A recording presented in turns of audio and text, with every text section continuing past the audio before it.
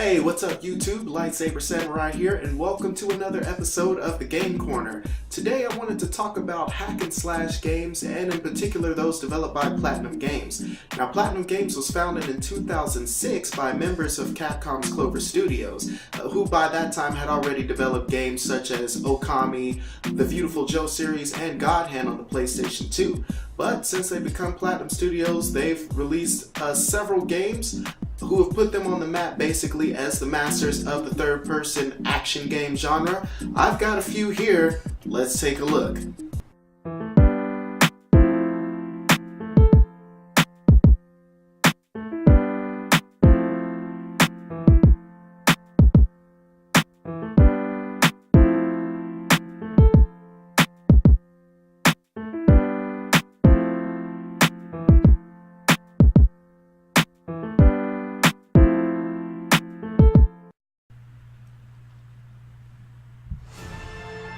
Alright, and we are going to start things off with the Legend of Korra.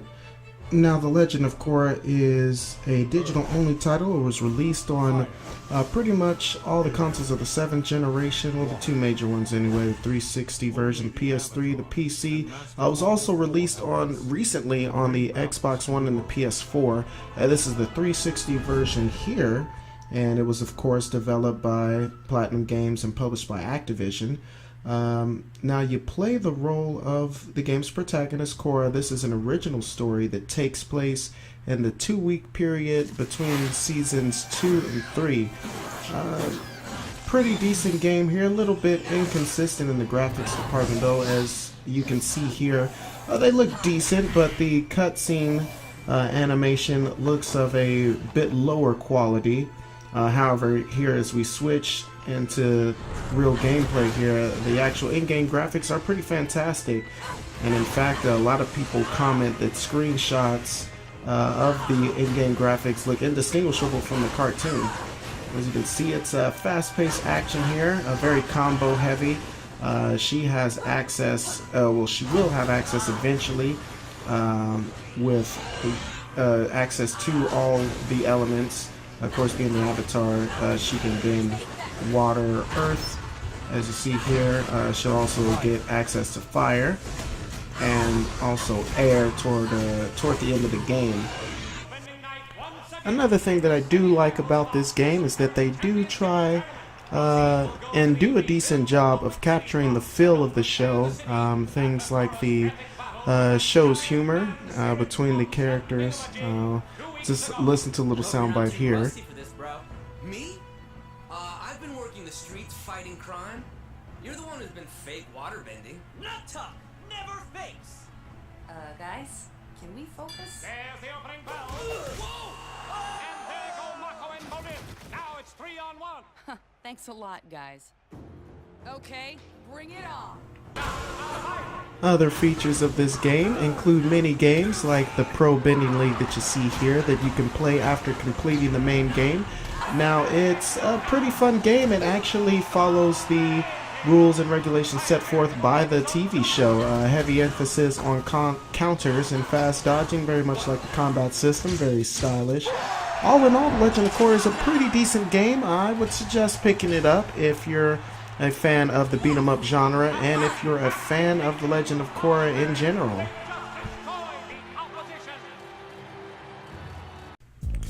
Alright, let's take a look at Anarchy Reigns on the PlayStation 3 and the Xbox 360. Now, this is a sequel to 2009's Mad World on the Nintendo Wii, and you're returning as protagonist Jack Kamen, and he is on a mission to find a convicted killer and prison escapee. But all storylines aside, this game's main focus is its combat system, which I really like. It's very simplistic, yet extremely brutal. You've got combos, throw moves, a lot of standard fare. You saw my saw blades there. That's actually a kill move. Also, you can commandeer vehicles. This game boasts large open world environments and is generally a lot of fun to play. Now, in addition to Jack, you've got Leo, Here's another character, Big Bull here, and all in all, there are about 17 characters that you can play as. Of course, a lot of them you meet throughout the game, and you unlock them during boss battles like this one here.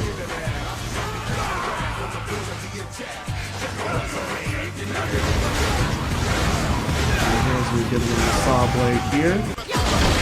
In addition to that, there's a robust multiplayer mode. As you can see, I am playing as Bayonetta from the self-titled Bayonetta 1 and 2.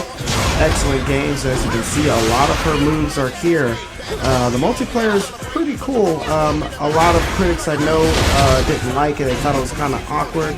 I find it to be very fun. It kind of reminds me of a lot of games now like Overwatch. Of course, it has its own blend of over-the-top and stylized gameplay. Another cool element to the multiplayer mode is these random cinematic events that'll pop up during gameplay, such as this one here. Now there's a strike team of Jets coming in to carpet bomb the whole area, and I actually like this a lot. It adds a extra level of tension to the game if you're winning. Your lead can be taken away by, being killed off by an event like this, or if you're trailing behind, events like this will give you a chance to kind of catch up. All in all, the Anarchy Reigns is an excellent game. I'd suggest it to anyone, and it's on the cheap right now. Most copies for both systems you can get under $10. Ah, yes, let's talk about Vanquish now on the Xbox 360 and the PlayStation 3.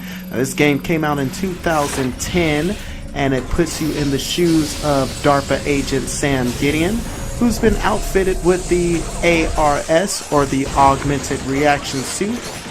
Basically, it takes place in the future. There's a story in there somewhere about a rogue Russian state taking over a satellite station, but you know what? Story isn't really what this game is about, and that's pretty much the trope with all Platinum games. It's really about the fast pace and over-the-top action, and Vanquish is that. The Augmented Reaction Suit gives you more than just extra armor, lets you slow down the pace of time as you see here, making it easier to aim out enemies. And it also helps you dodge from cover as you see here. And same thing, every time you aim and dodge at the same time, it'll slow down time, giving you a chance to scope out the enemies like you want. Also lets you zip around the battlefield at blinding speeds. This game runs on the Havoc engine, and it does a very good job with its graphics. Actually, very high production values. Everything from the action sounds good. It runs fast. There's no lag or slowdown that I could see whatsoever. One of the few issues I have with this game is the voice acting. The voice acting, it's kind of stinted. The characters all sound like they've been chewing on gravel. I guess it's trying to make it look gritty and over the top, but it kind of just falls flat on that. One of the other issues is the game is short. You should complete it in about 3 to 4 hours or so.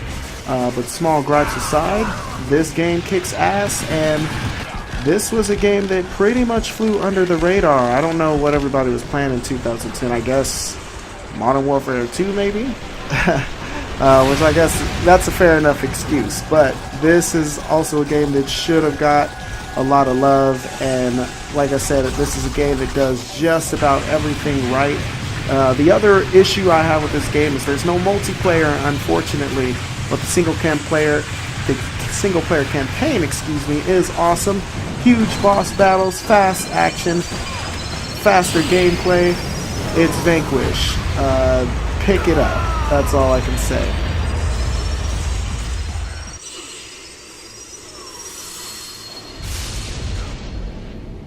Alright, here we go. Next we are talking about Metal Gear Rising Revengeance. Holy cow, is Revengeance even a word? I don't know. A bit of a silly title, but this game is anything but. You are back as Cyborg Ninja Raiden, out to save the brains of children from being harvested to make some sort of cyborg army. The story again is not one that will win any awards, but the combat just might, and I believe it has. This is a combat system that encourages countering, and you'll use your counters to deal enough damage to enemies to put them in Zandatsu mode. Now in Zandatsu mode, time slows down, and you're able to hack them in any way you want to absorb their electrolytes. You can also use Zandatsu to find hidden items, of course. There are some elements from the Metal Gear series that have returned, such as some areas you can sneak through completely undetected, and you can use items like the classic cardboard box and the wheelbarrows that you see here. Boss battles in this game have also taken it up a notch. They are displaying the same type of over-the-top action that you'd expect from Platinum Games with that old Metal Gear twist, and all in all, they form some of the funnest boss battles I've ever played in a video game. As you see here, Monsoon using his magnetic abilities to throw this pillar at Raiden. So what does he do?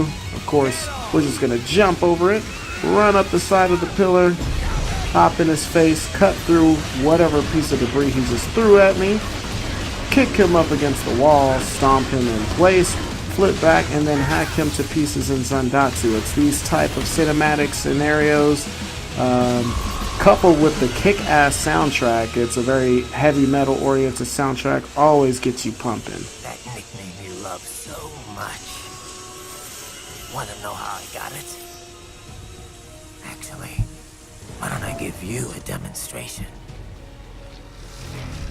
I think it's time for Jack to let her rip. Ah, yes, and we have come to it, the final game on this list, and my favorite game from Platinum Games. It is Bayonetta on the Xbox 360 and the PlayStation 3.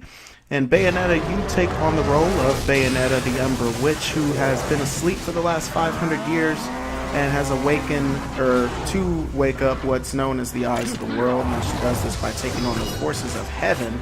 Boss battles take place in the form of virtues like grace and glory here, which I thought was a really interesting twist, that you're fighting the angels of heaven. Of course, Bayonetta uses the dark arts, so I guess it's not too surprising. The combat system in this, for all intents and purposes, is perfect. It's very refined. You have a ton of options, and it does reward counter play. Like if you pull off a counter in this game, you'll go into what's called witch time. It slows down time, makes your attacks much more powerful, and you can quickly and easily hack foes to pieces. You can also upgrade all of your abilities and skills by going to the Gates of Hell. Now this is a bar, I believe, in Purgatory that's ran by Bayonetta's friend and acquaintance Rodon, and he has tons of new weapons, new skills, new abilities, items, of course, to heal, and your life and magic meter. You can then take new moves and learn them in the practice mode, so you can then pull them off on enemies in game. It's quite a thrill, and it's a blast to finish off a kill in cinematic fashion like that.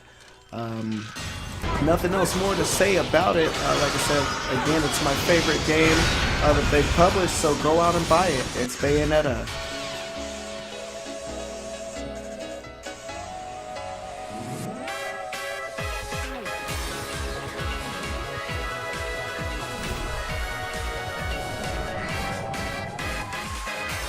And that's going to do it for episode 1 of the Game Corner. I want to thank everybody for watching. Platinum Games, like I said, one of my favorite developers who makes some of my favorite games, and I don't think they get the recognition they deserve, so I had a blast making this video. But what I want to know, just down in the comments, what are some of your favorite third-person action games? Like I said, they can be hack and slash, beat 'em up, whatever the case may be.